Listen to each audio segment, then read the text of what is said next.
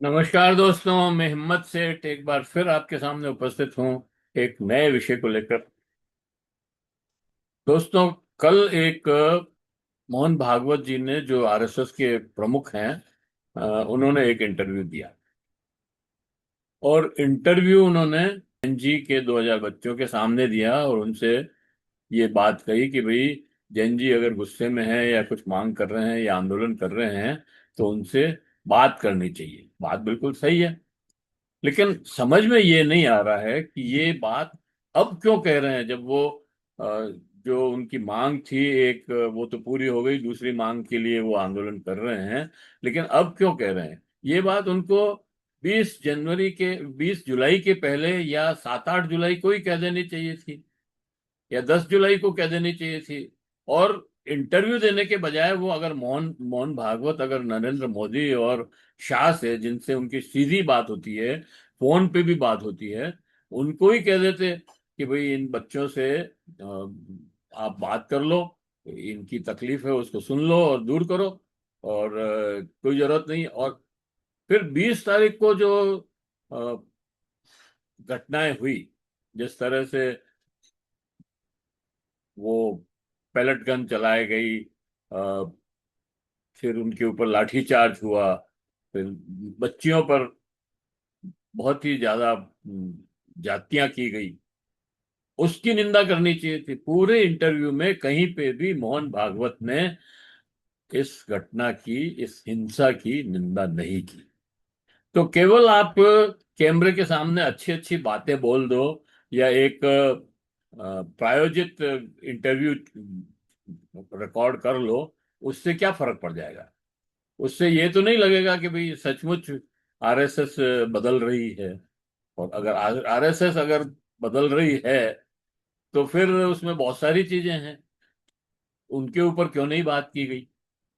तो इसके ऊपर पूरी बातचीत करते हैं। उसके पहले मैं आपसे ये अपील करना चाहता हूं कि अगर आपने अभी तक भी हमारे YouTube चैनल महावीर समता संदेश को सब्सक्राइब न किया है तो सब्सक्राइब कर लें, बेल आइकन दबाना न भूलें। और अगर वीडियो अच्छे लग रहे हैं तो लाइक करें, फॉरवर्ड करें, और लोगों को भी इसमें जोड़ें, और उनको भी बताएं कि ये वीडियो देखें, और इस YouTube को सब्सक्राइब करें। तो दोस्तों, बात यही है, क्या आरएसएस सचमुच बदल रहा है, या ये सिर्फ क्राइसिस मैनेजमेंट है? क्योंकि अब उस घटना को, 20 तारीख वाली घटना को तो खैर बहुत दिन हो गए, लेकिन मतलब 20 दिन हो गए, अब समझ लो आप, 20-21 दिन हो गए। उसके बाद मोहन भागवत आज ये बात कह रहे हैं आकर के। कल मतलब उन्होंने कैमरे के सामने एक इंटरव्यू दिया, और वो बहुत चर्चा में है इंटरव्यू। और कहा जा रहा है कि देखो मोहन भागवत ने कैसी अच्छी बातें कही है, और उन्होंने जो है सरकार को भी जो है सलाह दी है। अरे भाई, ये सलाह तो 20 दिन 25 दिन पहले दे देनी चाहिए थी, 30 दिन पहले दे देनी चाहिए थी। जब बच्चे 23 दिन की भूख हड़ताल कर रहे थे, 23 दिन तक भूखे रहे, तब तक आपने ये सलाह क्यों नहीं दी कि बच्चों से बात करो, ये भूखे मर रहे हैं? तो उस समय तो कोई नहीं बोला। अब अपनी सफाई में, या अपने ऊपर जो एक काला दाग लग रहा है कि हम नहीं बोले, या हमने इस पर कोई ध्यान नहीं दिया, तो अब हम जो है बात कर लेते हैं। तो ये तो कोई बात नहीं। अच्छा, जैन जी का जहां तक सवाल है, वो उनको, अगर मोहन भागवत या आरएसएस या बीजेपी मूर्ख समझती है तो ये मूर्ख समझना बंद करना चाहिए, क्योंकि वो मूर्ख नहीं है। और वो समझती है कि आप क्यों इंटरव्यू कर रहे हैं, और आपका उद्देश्य क्या है इंटरव्यू करने का। इस इंटरव्यू में एक संदेश देने की कोशिश दिखाई देती है कि आरएसएस बदल रहा है।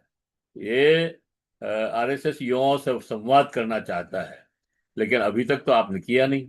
सरकार को भी आपने कहा नहीं कि संवाद करो। अब आप कह रहे हो नई पीढ़ी को आदेश नहीं, तर्क और संवाद चाहिए। समाज में विविधता है, एल एलजीबीटीक्यू समुदाय भी समाज का हिस्सा है, और उसे सम्मान मिलना चाहिए। ये मोहन भागवत कह रहे हैं। सुनने में ये सब एक अधिक उदार और समावेशी आरएसएस की तस्वीर पेश करता है। लिव इन रिलेशन की भी बात कही थी उन्होंने। लेकिन क्या आपका समाज या आप जिस समाज से आते हैं वो सब ये मानने को तैयार है, या आपने उस समाज को इसके लिए तैयार किया है? ये क्या आरएसएस वास्तव में अपनी विचारधारा बदल रहा है, और क्या ये बदलाव विचारधारा का है? ये बदलते राजनीतिक सामाजिक माहौल में एक तरह का क्राइसिस मैनेजमेंट है। एक और बात यह है कि उस पूरे इंटरव्यू को आप देखें तो उसकी प्रकृति बिल्कुल वैसी ही है जैसी नरेंद्र मोदी भी किसी को बुला करके इंटरव्यू देते हैं। उसी तरह से मोहन भागवत ने भी एक इस सारे इंटरव्यू को पांचजन्य के सौजन्य से लोगों को दिखाया गया। पांचजन्य क्या है? पांचजन्य तो आरएसएस का ही समर्थित अखबार है, ये पत्रिका है, उन्हीं के विचार उसमें आते हैं।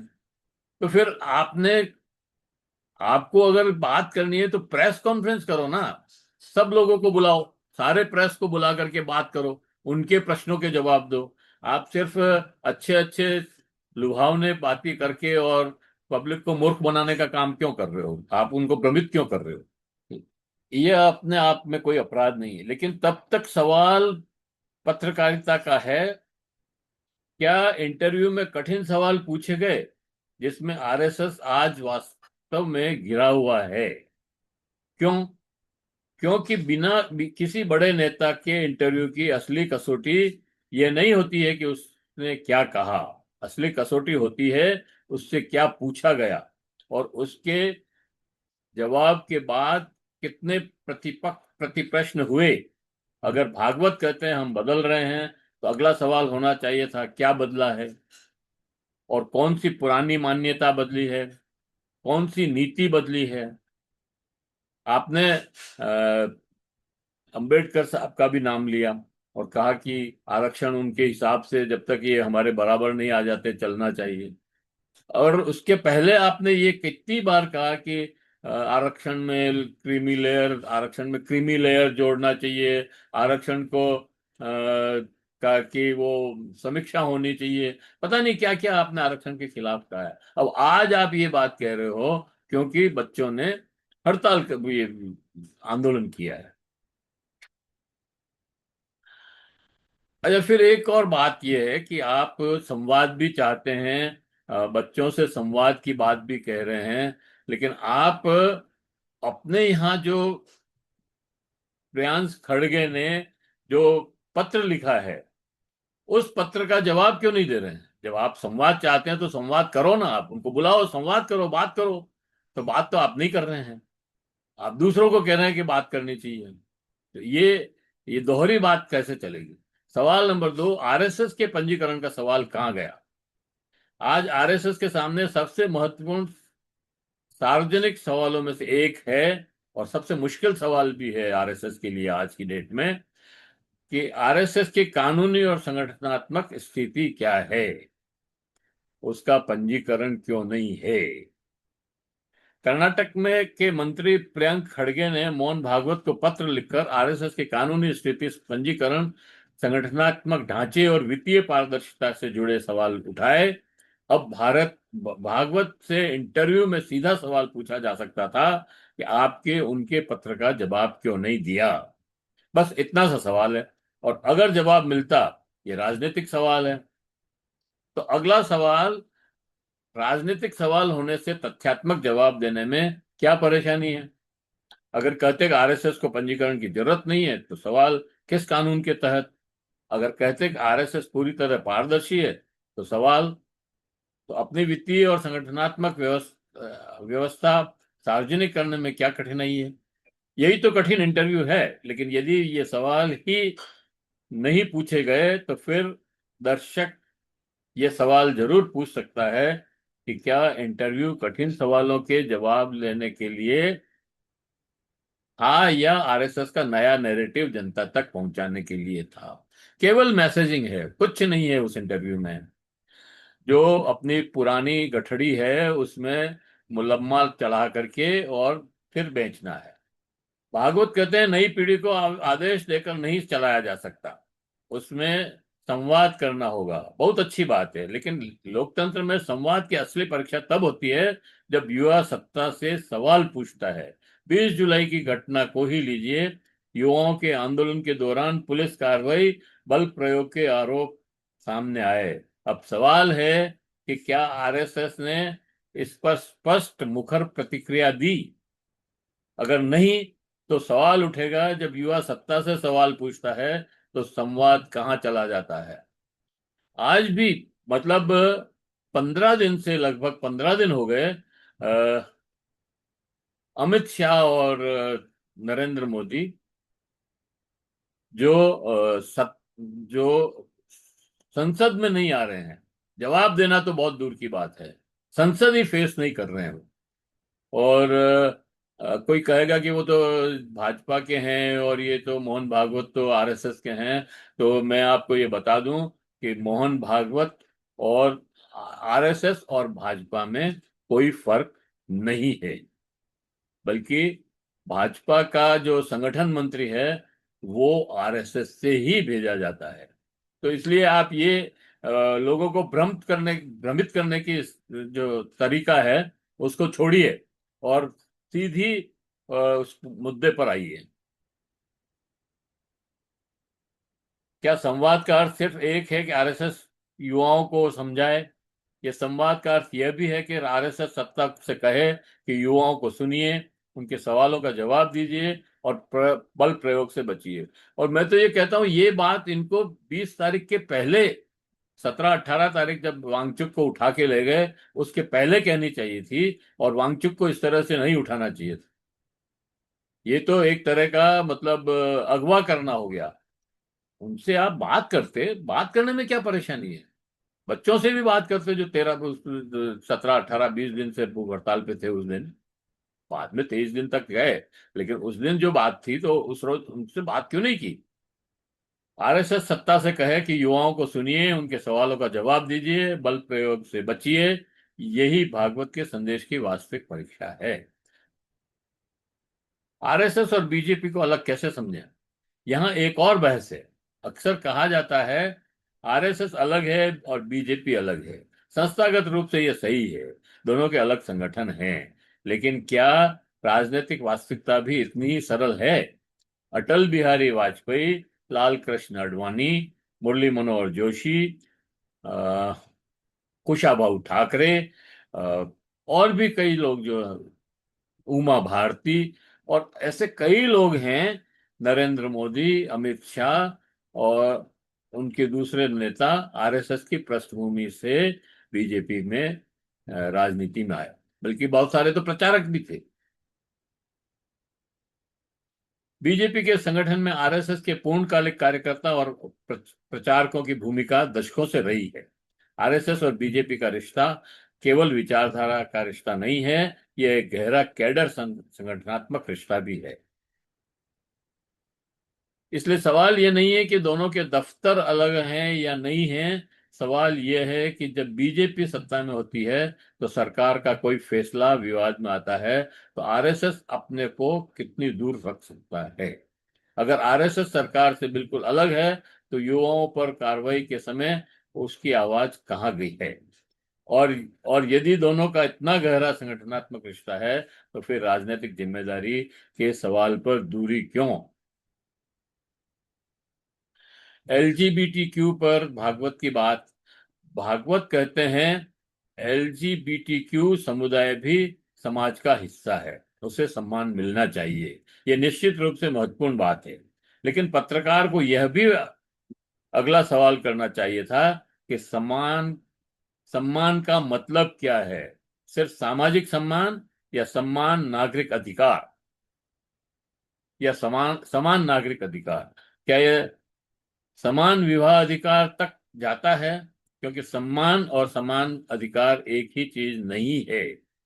इसलिए एक बयान सुनकर यह निष्कर्ष निकाल देना कि आरएसएस की मूल सामाजिक सोच बदल गई है, जल्दबाजी होगी। हमें देखना होगा कि व्यवहार में क्या बदलता है।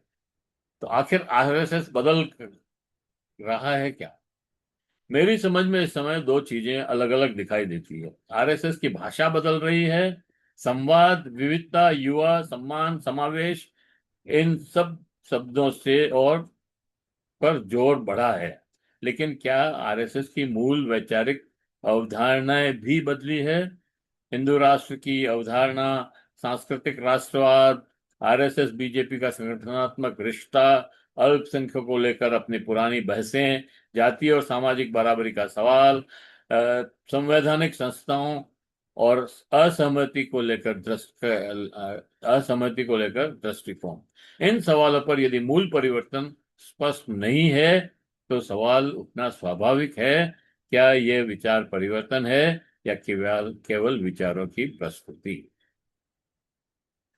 इस पूरे इंटरव्यू को आरएसएस अपने 100 साल पूरे कर रहा है, और इतनी सारी मेहनत जो उन्होंने की है और एक विषैला वातावरण बनाया है, दूरियां बढ़ाई है समाज में, उन सब को ध्वस्त करता हुआ ये आंदोलन एक अलग राह दिखा रहा है, आरएसएस से अलग राह दिखा रहा है।